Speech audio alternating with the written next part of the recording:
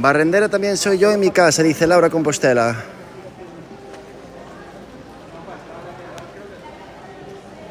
Ya, pero antes estaba ahí con un chico.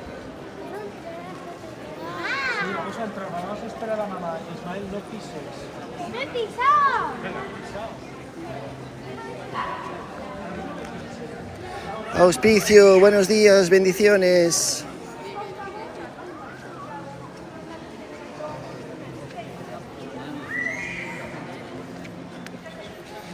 Para las nuevas incorporaciones estamos en el norte de España, Galicia, Santiago de Compostela.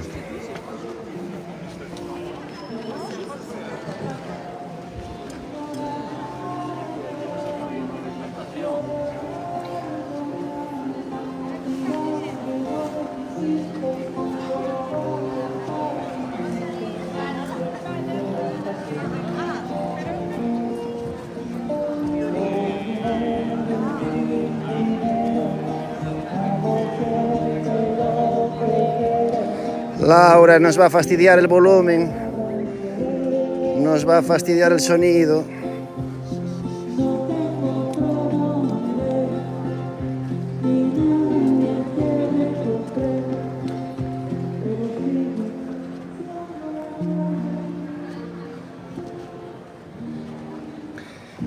Se llama la Catedral de Santiago de Compostela.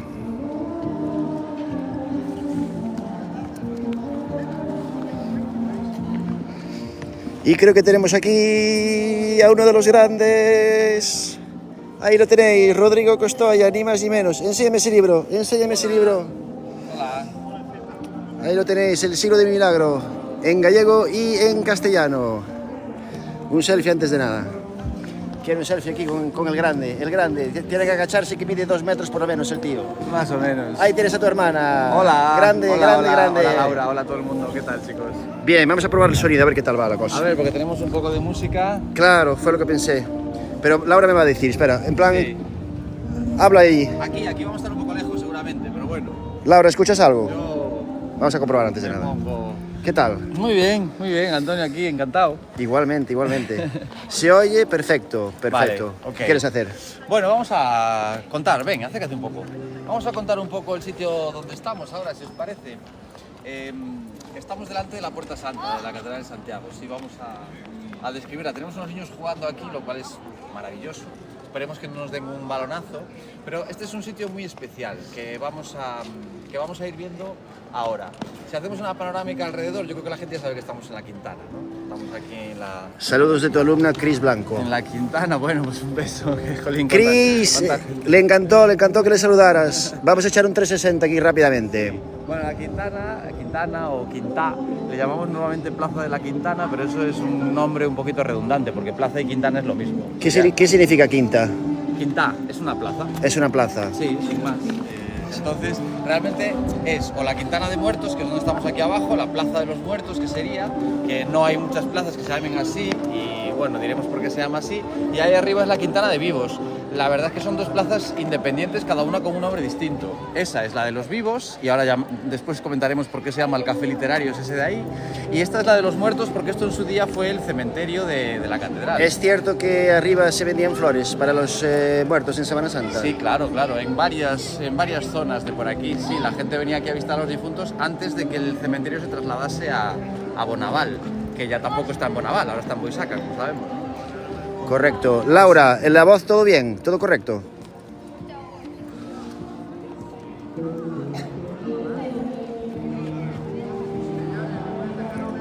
¿Tenemos el sonido aprobado? Lo sabemos. Ahora voy a estar muy lejos, seguramente. Sí, perfecto, sí. Vale, ok. Bueno, pues mira, hemos quedado aquí, delante de la Puerta Santa. Bueno, es un sitio muy especial, evidentemente, es la puerta que solamente se abre en Año Santo. Cuando el día 25 de julio pues cae en un domingo, abren no solamente esta verja, sino la puerta de allí dentro, que es realmente la Puerta Santa, es aquella, ¿no? Aquí.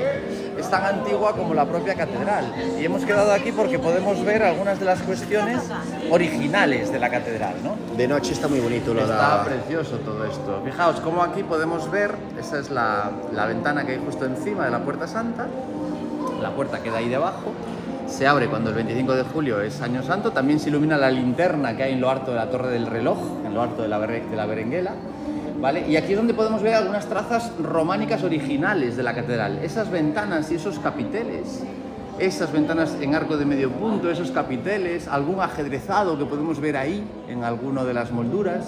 Esos son todos los canecillos que podemos ver ahí arriba. Todo eso son elementos originales de la catedral que empezó a construirse por aquí en el año 1075, nada menos, nada menos. Tiene ya 950 años la catedral, nada menos. Y otra de las cosas que podemos ver aquí, que también son de las primeras de la catedral, son estas 24 figuras, estas 12 y aquellas 12. Estas 24 figuras pertenecen al taller del maestro Mateo, son una auténtica maravilla. O sea, la expresividad que tienen, daos cuenta que tienen más de 900 años. La expresividad que tienen, cómo hablan entre ellos, cómo se miran, a pesar de que no están en su lugar original, ni mucho menos, ¿vale? Pero, y venir a ver las otras, que son una pasada. Los detalles, la barba, la postura, todo, ¿no? Es increíble. Bueno, pues estas figuras pertenecen al taller del maestro Mateo y estaban originariamente en el coro. El coro estaba en mitad de la nave central de la catedral, era donde sentaban para rezar los miembros del cabildo, ¿no? Los canónigos. Y cada uno de ellos tenía una de estas figuras en su Mira, me parece asiento. a mí, o hay uno que tiene los ojos cerrados. Pues los ojos cerrados yo creo que no los tiene ninguno. Aquel de allí. Tengamos en cuenta que estas figuras estaban pintadas originariamente, estaban policromadas de muchos colores y posiblemente al pintar aquel, pues a lo mejor tiene una cara, no sé, si de tristeza o de algo así, ¿no? Es posible que sí, pero esa expresividad es totalmente innovadora. Es decir, en esta época todas las figuras que vamos a ver son una cosa así, ¿no? Muy majestáticas, ¿no? Muy hieráticas, y que Mateo les imprimiese esta vitalidad que parece que están vivos, ¿no? Decía Rosalía de Castro, hablando del Pórtico de la Gloria, decía, ¿estarán vivos o serán de piedra, ¿no? A veces parece, ¿no? Incluso que hablan entre ellos, y es verdad. ¿Pertenecientes al coro? Me preguntan aquí. Pertenecientes al coro pétreo del maestro Mateo, sí, por tanto no están en su posición original. Lo que pasa es que cuando Domingo de Andrade, que es el gran innovador, que ya en el siglo XVIII, XVII, tirando para XVIII, ya construye la Torre del Reloj, el añadido de la Torre del Reloj, y toda esta parte de aquí para tapar la cabecera vieja, ¿no? Que estaba bastante deteriorada, él se trae para aquí estas figuras que habían sobrevivido y las inserta aquí, en esta Puerta Santa, ¿no? Y es una auténtica maravilla y con mucho cuidado se pueden incluso tocar. Con mucho cuidado. Y esto, lo digo, no es poca cosa, ¿eh? Cuando tú vas ahora a visitar el Pórtico de la Gloria, hay que pagar una entrada. Pero aparte de pagar una entrada es que no te dejan arrimarte a nada, a absolutamente nada, lo cual me parece muy bien, ¿no? Pero es curioso ver cómo estas figuras, fíjate estos pliegues, ¿eh? Es increíble, increíble la expresividad que tienen, cómo están hechos. Esto es granito durísimo, esto tiene 900 años casi. Es una locura. ¿Cómo podían hacer esto, ¿no? En esa época? Pues fíjate, aquí puedes verlo a 2 centímetros y puedes incluso tocarlo. Dígame, señora. Sí. ¿Cuánto sale la entrada del pórtico? Pues no lo sé, creo que son 11 euros, me parece, pero no estoy seguro, ¿eh? Es por la puerta de allá. Son 20 y algo. ¿20 y algo? Sí. ¿Son 20 y algo? Sí. Son 20 y algo, no Sí. lo sé. En Son internet está toda la información. Bueno, pues aquí están, ¿no? Las figuras de Mateo. Y bueno, por eso quedamos aquí, para ver un poco esas características que quedaron ocultas de la catedral originaria, románica, que podemos encontrar ahí, que es lo que contamos aquí, ¿no? Toda esa época de cuando se construye todo esto y demás. Pero aquí, ahí va. Aquí es donde ¿Dónde contamos. podemos encontrar este libro? Pues en cualquier librería, evidentemente también en Amazon. De forma digital está también. Está también en digital, tanto en galego como en castellano, lo puedes encontrar en cualquier formato, en cualquier sitio. En tu librería te lo piden, si no, Bien. y si no en el Corte Inglés, en la FNAC, en Amazon, en todas partes. Bueno, Bien, ¿qué más? seguimos aquí con esta plaza maravillosa, ahora que además se ha reducido bastante el ruido. Porque, bueno, ruido, era música, pero bueno, a nosotros El sonido. el sonido, efectivamente, nos afectaba, ¿no? Bueno, pues vamos a echarle un vistazo desde aquí a la Torre del Reloj, porque comentábamos antes que cuando es Año Santo se abre esta puerta y se enciende la linterna. Y efectivamente, allí en lo alto, esa torre es una pasada, es una auténtica maravilla, es una de los grandes tesoros que tenemos aquí en Santiago, y mira que tenemos unos cuantos. Esa torre del reloj para abajo, ¿sí? De esta parte de aquí para abajo, eso es, ya existía, ¿vale? Ya había una torre bastante antigua, una torre gótica, pero es en ese siglo XVII cuando Domingo de Andrade, que es el gran genio del barroco gallego, él crea un estilo, nada menos, eso se puede decir de poca gente, construye del reloj hacia arriba. Él hace del reloj hacia arriba. Y le da... Solo tiene una aguja el reloj. El reloj tiene una aguja única, sí. En esta época era suficiente. Entre la 1 y las 2, si está a la mitad, es la 1:30. De todas formas, recuerda que los cuartos son anunciados con campanadas, por lo tanto, la aguja es bastante... Los cuartos son anunciados con campanadas, por lo tanto, la aguja es bastante secundaria. Campanadas de... Los cuartos son de otra campana, pero cuando es la hora en punto, si son las 7, pues 7 campanadas. Esa es la famosa berenguela, ¿no? Que no es la original porque se rompió, pero suena muy parecido. ¿Qué nombres tiene esta torre?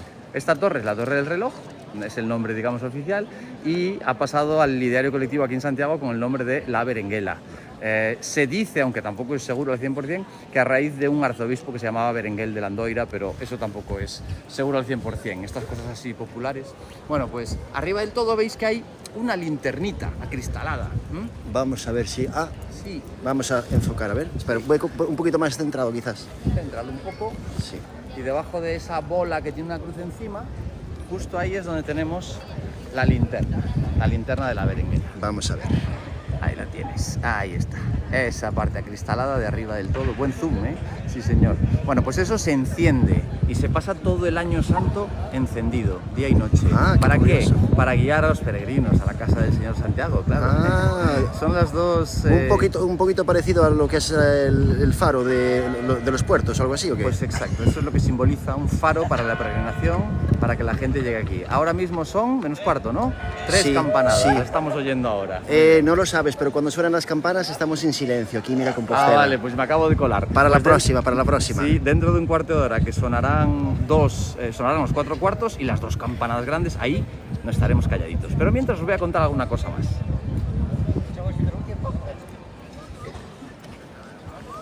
Si bajamos otra vez al nivel del suelo, como decimos, aquí estaba el cementerio de la catedral. Pero antes de estar el cementerio de la catedral, aquí estaba ese monasterio. Ese monasterio que ahora veis inmenso, monasterio de Antealtares. Ese monasterio que ahora vemos inmenso, que es una auténtica maravilla. No tanto por este lado, que se quiso respetar mucho una sobriedad, ¿no?, estética para no competir con la majestuosidad de la catedral que estaba justo enfrente, pero es una pasada. Por cierto, aquí se puede dormir, cuesta 30 euros por noche. Eso sí, tienes que entrar antes de las 10 de la noche a dormir. Esto es de clausura. Monjas de clausura, ¿vale? Ellas son las que llevan el hospedaje y todo, y aquí dentro, pues... ¿Por qué los barrotes esos? Los barrotes son para que no... En principio son para que nadie entrase, pero realmente son para que nadie se escapase. Son para que las monjas que estaban dentro, muchas estaban por convicción propia, pero podían arrepentirse, y otras directamente habían sido encerradas ahí por diferentes motivos, ¿no? Con lo cual... Todo esto, si entras en la iglesia también vas a ver, ¿no? Se puede entrar en la iglesia, se puede visitar gratuitamente. Cada tarde a las 7 las monjas dan una misa cantada, que se puede asistir de forma totalmente gratuita. Y dentro también está el museo. Bueno, pues en la propia iglesia puedes ver cómo las monjas están separadas del público también por unos barrotes que, bueno, dan un poquito de impresión. Y ahora, esto que vemos aquí, esta plaza, Quinta de Mortos, esta plaza también se llamó en tiempos la Plaza de los Literarios, y es por eso que ponemos ahí, ¿vale?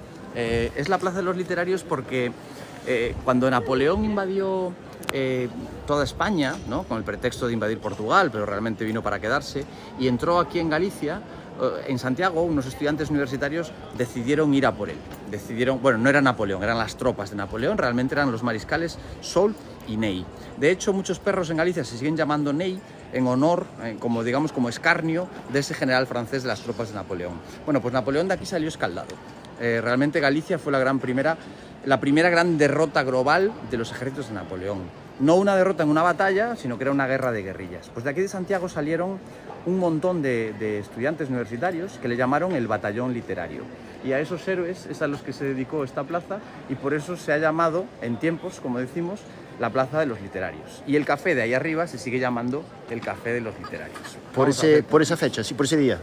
Sí, por este hecho, digamos, del batallón literario y porque la plaza en ese momento pues, se llamó durante bastante tiempo la Plaza de los Literarios. Ahora lo que vamos a contar aquí, que vemos que hay una escalinata muy chula que divide la Quintana de Vivos de la Quintana de Muertos, lo que vamos a contar aquí ahora es una cuestión que debajo de esta escalera, la escalera está hueca, ¿vale? Hay un espacio bastante grande, ¿sí? Y hay quien dice, y ahora seguimos hablando un poquito del monasterio de Antealtares, hay quien dice que era para que los curas de aquí de la catedral pudiesen pasar de noche a visitar a las monjas, ¿no? Ya sabéis. Yo me lo creo. Ya sabéis para qué. El caso es que el pasadizo no llega hasta el final, ¿vale? El pasadizo solo llega como hasta ahí, ¿sí? Que no es un pasadizo. Son los cimientos de una cabecera que se planificó para la catedral, una cabecera que iba a ocupar mucho espacio de aquí y que iba seguramente a dar unas proporciones muy discutibles a la catedral, ¿no? Iba a quedar una cosa un poco rara. Por suerte o por desgracia, no lo sabemos, ese proyecto no llegó a cabo, pero los cimientos siguen estando ahí debajo de las escaleras. Y hay unos respiraderos en el sexto escalón, vamos a ver alguno, y luego nos sentamos un momento ahí en la escalera. Hay unos respiraderos, tenemos uno ahí, otro ahí, en el sexto escalón, hay varios. Antonio. Voy a señalarlo. Espero que él suba los 8 escalones y llegue al descanso. Aquí. Y luego subo yo. Sexto escalón, empezando por arriba. Sí, empezando por arriba, el sexto escalón. Aquí tenemos varios respiraderos que le dan aire a este hueco que queda aquí debajo. Y diréis vosotros, ¿y por dónde se entra ese hueco? Bueno, pues ahí tenemos la puerta vieja de la corticela, que da acceso, no da acceso a la corticela, da acceso al espacio que está al lado de la corticela, que se llama Puerta de los Abades. Puerta de los Abades. Sí, es la Puerta de los Abades. Y justo debajo de esa puerta, por dentro, hay otra puerta que da acceso a este espacio de aquí. Hay unas escaleras ahí dentro y hay un acceso para poder entrar aquí, a este espacio que, como digo, pues está hueco, que no se paga entrada, no te dejan entrar, tendría que ser pues por un motivo justificado para la catedral, ¿sí? ¿Vale? Bueno. Muy interesante. Bueno, aquí tenemos muchas cosas más, pero volvemos a hablar del monasterio de Antealtares porque es muy curioso que cuando se va a construir la catedral, el monasterio estaba aquí. Estaba aquí. Era mucho más pequeño que ahora y estaba justo aquí. Por eso se llama Antealtares, porque es que estaba justo plantado delante del altar. Hoy lo que tenemos son monjes de clausura, pero en esa época había monjes y los monjes de Antealtares siempre fueron considerados los custodios de la reliquia sagrada. Siempre, los monjes de aquí, los monjes de aquí de Antealtares, y bueno, esto lo contamos más o menos aquí, siempre fueron considerados los grandes defensores. Y diréis vosotros, ¿defensores contra quién? Bueno, contra cualquier peligro que pudiese tener el cuerpo del apóstol Santiago, el supuesto cuerpo del apóstol Santiago, incluido el propio obispo de la catedral, el arzobispo, que suelen ser normalmente el mayor peligro para la ciudad y para todos los tesoros que ella contiene, ¿no? Bueno, pues el monasterio estaba justo pegado, había un pequeño templo, no existía la catedral, había un pequeño templo justo encima de ese sepulcro romano que aparece en un momento indeterminado, por mucho que la leyenda le ponga fecha, es un momento indeterminado, y pegado a ese pequeño templo estaba el monasterio de Antealtares, muy pegado. Entonces, para construir la catedral tienen que llegar a un acuerdo con Antealtares y decirle, dejadnos sitio que tenemos que ampliar. Por suerte dejaron bastante sitio, aunque aquí hubo algunos tejemanejes, hubo momentos en que los propios canónigos de la catedral tenían que atravesar dependencias de Antealtares para poder dar misa, bueno, para acceder al cementerio y una serie de cosas. Al final se amplía el espacio, se ensancha y permite que se coloque aquí, pues como decimos, ese espacio para enterramientos de gente, cuanto más cerca a la Puerta Santa, cuanto más cerca a la tumba del apóstol, pues más acceso tenían al paraíso y a la vida eterna, ¿no? Bueno, son las bases de la religión, de esta religión. Entonces pagaban mucho dinero por enterrarse cerca, pero luego había otra gente que se enterraba por ahí, ¿vale? La plaza no siempre fue una plaza, no siempre fue una quintana abierta como es hoy. En tiempos estuvo enrejada, no se podía pasar por aquí, había que dar la vuelta por otros sitios y demás. Hoy gozamos de uno de los espacios más, bueno, más especiales de la ciudad. Lo que hoy vemos, como en casi toda la ciudad, es una construcción barroca del siglo XVII y ya XVIII, ¿vale? Desde la segunda mitad del XVII, principios del XVIII. En ese momento se le encarga, voy a ponerme las gafas de sol porque me está matando, para que digáis que luego en Santiago siempre llueve, me vais a permitir porque tengo una fotofobia terrible. Donde la lluvia es arte y el sol un milagro. Hoy tenemos un milagro.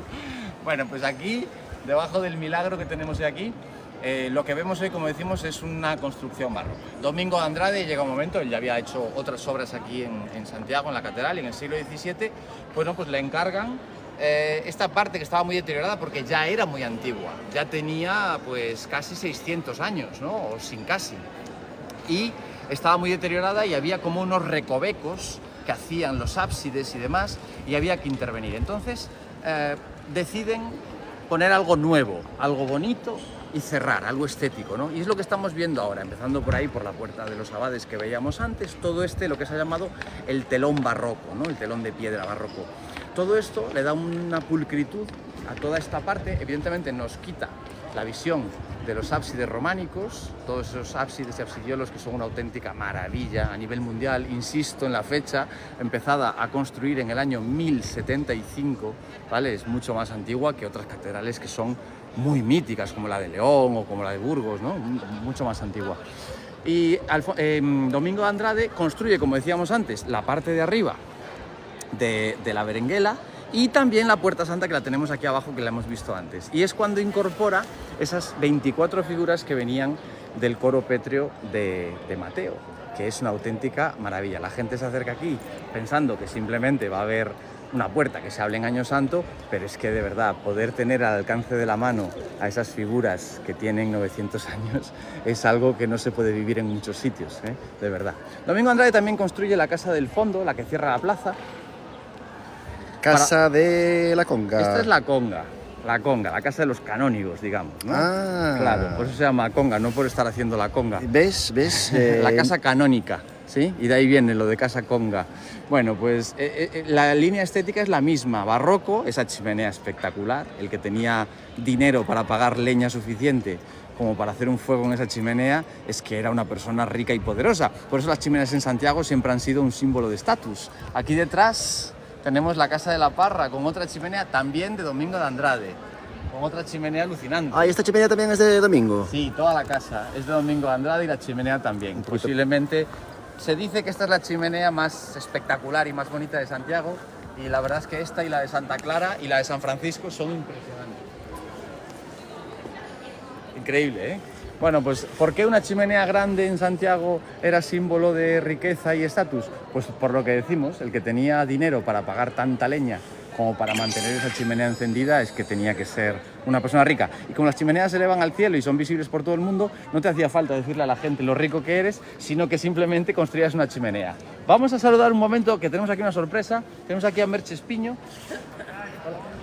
Hola. Estamos en directo. Antonio, mira. Merchi, un placer. Merche Espiño, a mayor experta en Rosalía de Castro, tiene un libro que se llama Rosalía en Santiago, ¿verdad? Sí, Rosalía, Espazos de Rosalía. Espazos de Rosalía. Laura Compostela, escribe por favor eso. Sí, escríbenos, que aquí está con nosotros Merche Espiño, que ha sido casualidad que no contábamos con ella, y que ha escrito ese libro de Rosalía en Santiago, y además a mí me ha llevado a dar paseos por Santiago, por los lugares donde vivió Rosalía, por donde hizo cosas maravillosas. Así que aquí tenemos, recordad, Espacios de Rosalía en Santiago, libro en galego sobre Rosalía de Castro, aquí en Santiago, en la ciudad donde nació, a pesar de que en aquel entonces todavía pertenecía al concello de Conxo, el sitio donde nació ella. Exactamente, muy bien. Gracias, Merche. Sorpresas toda la vida.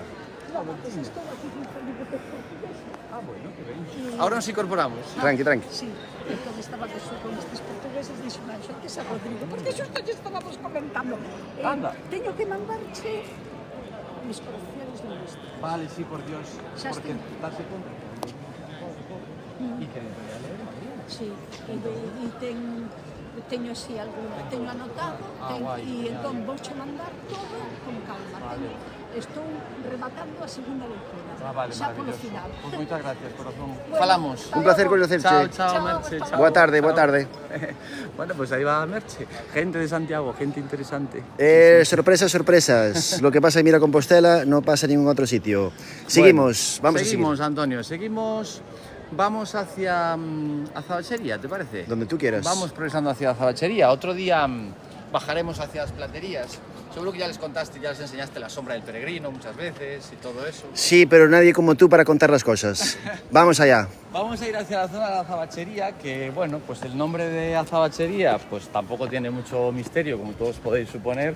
Era el sitio donde se vendía productos de azabache y estaban los azabacheros ahí con sus puestos, que los vamos a ver ahora además. ¿Azabache qué es? Que siempre me lío. Pues mira, el azabache es una especie de carbón muy... Lo vamos a ver ahora aquí en Mayer, que es posiblemente la mejor azabachería y la más mítica de Santiago.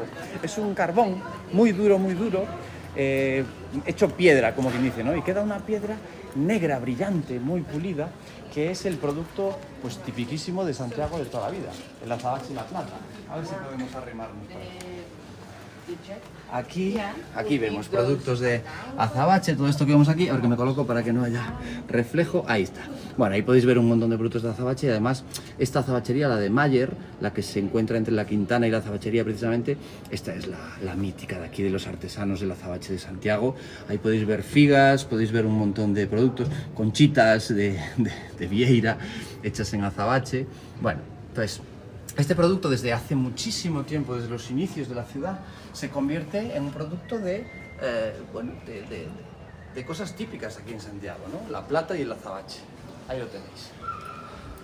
La azabachería de Rod Mayer. La familia Mayer es una familia de artistas afincada aquí en Santiago desde hace varias generaciones.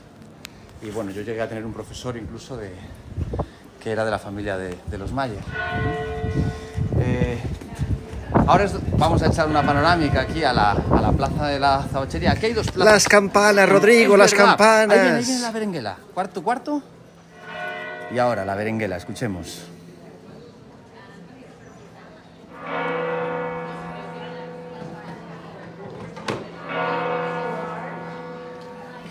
Bueno, ese Bien, sonido, Rodrigo, ahora puedes continuar. porque son las dos, entonces son dos campanadas. Bueno, ese sonido para los que somos de aquí es absolutamente inconfundible. Yo viví un par de años aquí mismo en la azabachería y bueno, pues suenan todo el día y toda la noche, con lo cual imaginaos, ¿no? A ver, lo que tenemos la azabachería realmente es esta plaza de aquí abajo. Un segundo. Sí. Vaya, ahora empieza el gaitero. Esta es la azabachería.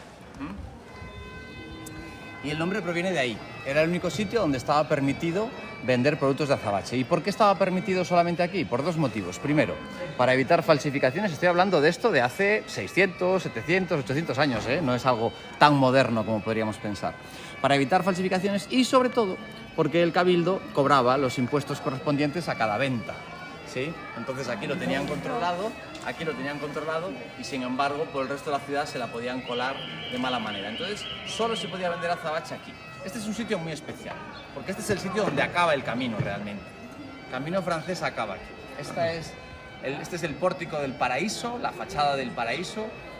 No queda nada de la original, por desgracia, pero los peregrinos entraban por aquí. Los peregrinos que venían por el camino francés subían por ahí, por Casa Real, San Pedro, Casa Real, Cervantes, y acababan aquí.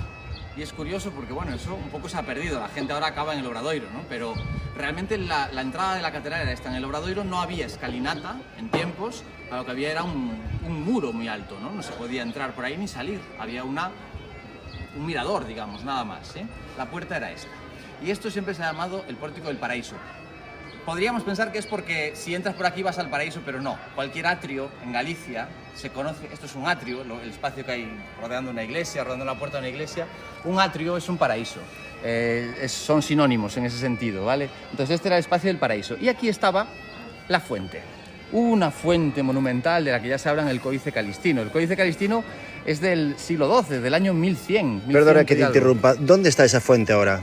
Esa fuente se dice que es la que está en el claustro de la catedral, que accedes a él cuando vas a ver el museo.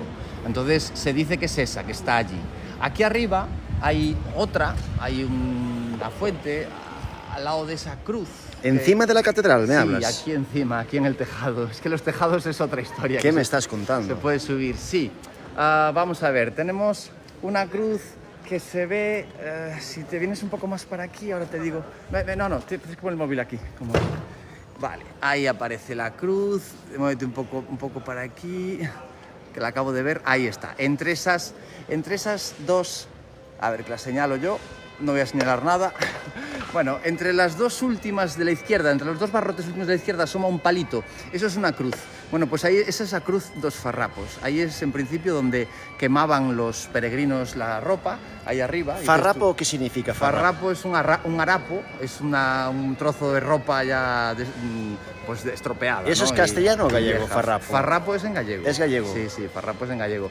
Bueno, pues a los tejados también se puede subir, también hay una visita. Un día iremos a los tejados. Sí, claro. Lo que pasa es que en los tejados ya nos lo cuentan todos los guías, porque son visitas guiadas siempre, ¿no? Entonces, la verdad es que es una visita que yo recomiendo, ¿no? Bueno, pues aquí, aparte, aquí abajo, volvemos a la plaza, volvemos aquí a la plaza de la azabachería. Aquí abajo, aparte de los vendedores de azabache, estaban los cambistas de moneda. ¿Los qué? Cambistas de moneda, o sea, el cambio de divisa. Digamos, tú llegabas desde Alemania y traías un dinero, pero querías gastarlo aquí y a veces tenías problema porque no sabían, a quien tú quisieras comprarle algo, no sabía cuánto valía esa moneda, ¿no? Entonces venías aquí y había agentes de cambio, también autorizados por la catedral siempre, ¿vale? Que le pagaban su correspondiente comisión y bueno, pues cambiabas el dinero y ya podías gastar aquí en Santiago. Y aquí, como digo, este es el lugar mágico por excelencia, es el lugar, la gente al fin había llegado. A veces eran 2 meses, 3 meses de camino, afrontando peligros, afrontando miseria, afrontando todo tipo de cosas que te podían pasar, ¿no? Y haber llegado aquí, pues era tocar el cielo. Solamente te faltaba volver. Eso sí, no es como ahora, que la gente llega y se coge un avión, ¿no? Entonces volvían igual, andando, los que tenían mucha suerte a caballo, o incluso algunos tramos en barco, ¿no? Que se podía hacer. Bueno, la azabachería, como decíamos, esta plaza y esa plaza de ahí, que están pegadas y parecen la misma, pero son dos distintas, con nombre distinto, esa es la Plaza de la Inmaculada, que está justo delante de San Martín Pinario. San Martín Pinario es el monasterio más grande de España. ¿Más grande de España? Sí. Es el más grande de España, lo cual tiene triple mérito porque está intramuros. Es un monasterio dentro de la ciudad amurallada de Compostela, ¿no? Pinario seguramente al principio, luego contaremos dónde estaba al principio, también digamos que se corrió hacia atrás cuando hicieron la catedral. Y estamos hablando hace muchísimo tiempo, ¿eh? Pero antes estaba aquí, donde estamos ahora nosotros, ¿vale? Luego lo enseñaremos. Pues Pinario es el más grande de España y habrá alguien que diga, no, el más grande es el Escorial. Vale, el edificio del Escorial es más grande que el de Pinario, pero yo sigo diciendo que el Escorial no es simplemente un monasterio, es mucho más. Es un palacio real, es un edificio institucional, es una escuela, o sea, el Escorial es otra cosa. Y San Martín Pinario es el monasterio más grande de toda España. Seminario mayor. El seminario mayor acoge ahora, bueno, acoge muchas cosas. Por aquella puerta está la hospedería, donde también se puede dormir. La verdad es que dormir en estos alojamientos aquí en Santiago, hay quien dice que el único alojamiento histórico, digamos, que vale la pena es el Parador, ¿no? Que es un gran lujo, 5 estrellas y es carísimo. Pero en estas hospederías es una pasada, tanto en la de Pinario como en la de Antealtares, es una pasada poder dormir aquí por poco dinero dentro del propio edificio histórico. ¿Es verdad que San Martín Pinario tiene una ventana por cada día del año? Eso se dice, yo la verdad es que no las conté, pero sí, una de las características del edificio es que tiene 365 ventanas y podría ser, por el lado de abajo, por el lado que da a la calle de San Francisco, es espectacular ese muro, ese murallón inmenso de varias plantas de altura y la cantidad de ventanas que te puedes encontrar. Y en la esquina hacia la que estás yendo ahora, que no la vamos a ver hoy, pero bueno, ahí arriba, que se llama Rúa da Moeda Bella, de la moneda vieja, cuando das ahí la vuelta, ahí se cree que ese nombre proviene de que ahí había una ceca, es decir, un lugar donde se fabricaba moneda. Y esto, aunque pueda parecer, bueno, pues fabricar moneda era un privilegio reservado exclusivamente a los reyes. No podía fabricar moneda quien le diera la gana, era en unos estándares y demás. Y es uno de los privilegios que consigue arrancarle Gelmírez, el obispo Gelmírez, al rey de la época, ¿no? O sea que aquí en Santiago se acuñó moneda y, como digo, en pocas ciudades pueden decir algo así, ¿no? De esa categoría. Entonces, en cualquier caso, vamos a volvernos 180 grados atrás, veniros hacia este lado, porque tengo algo más que enseñaros por aquí.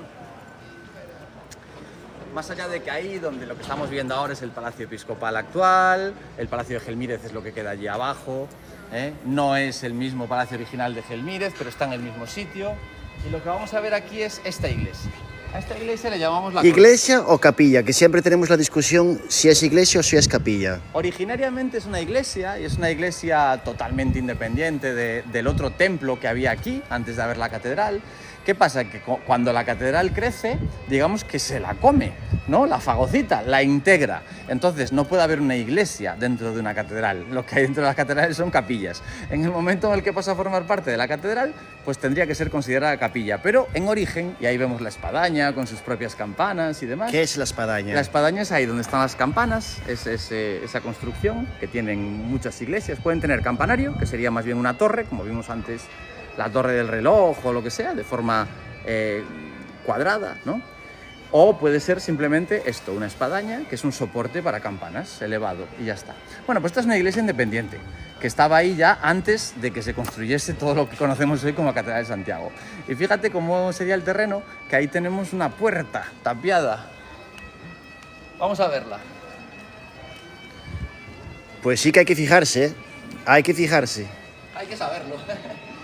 Aquí tenemos una puerta, pero evidentemente por aquí no cabe nadie. Quiere decir que esta puerta, y por tanto la iglesia también, estaban aquí cuando el suelo estaba mucho más abajo, ¿eh? Cuando el suelo estaba mucho más abajo. Todo esto es un relleno posterior para, pues, bueno, equilibrar diferentes niveles del terreno. Pero es importante y muy interesante ver esta puerta lateral de la iglesia de la Corticela, que nos retrotrae evidentemente a hace 700, 800, 900 años, ¿no? Una pasada, una maravilla. Otra de las cosas de la Compostela originaria que todavía podemos ver aquí si los ojos nos dan, ¿no? Bueno, pues para hoy no vamos a contar mucho más. Bien. ¿Vale? Recordad que esta fachada del paraíso... Un segundo, vamos a despedirnos. Sí. Bueno, si os gustó el directo, vamos a publicarlo enterito. Genial. Ya lo veréis. Si queréis más actividades con Rodrigo, pues dejar un comentario y muchos likes. Ha sido un placer estar con vosotros y bueno, espero que nos veamos otro día. Rodrigo, gracias por esta clase magistral. Gracias, Antonio. Muy amable. Es un placer. Y ya sabéis, chicos, si os interesa más historias sobre el Camino de Santiago, sobre Santiago, el siglo del milagro, Rodrigo Costoya. Hasta luego, hasta la bye próxima. bye. Chao. Vámonos.